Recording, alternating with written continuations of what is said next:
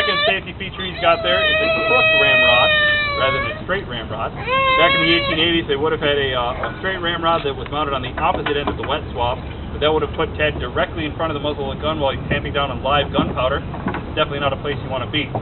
So, we are just about ready to roll this into firing position now.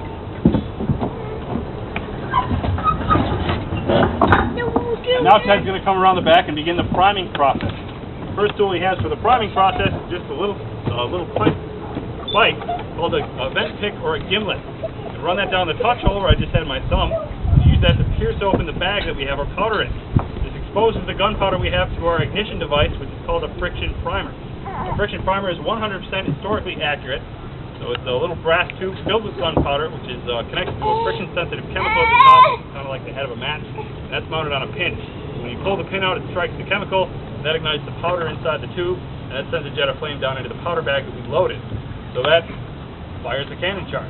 Now, you might have seen an older method at Colonial Michelin Mackinac when they did kind of pour loose powder down the touch hole and then light it with a match.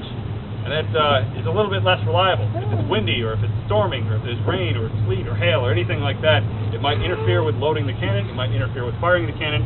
You definitely don't want to be stuck there with wet powder in the touch hole when maybe cavalry's charging at you or something like that. So these friction primers are a lot more reliable. They were used all during the Civil War, and hopefully we should be able to fire with that today. But Ted's got that mounted on the lanyard now, which means we are about ready to fire.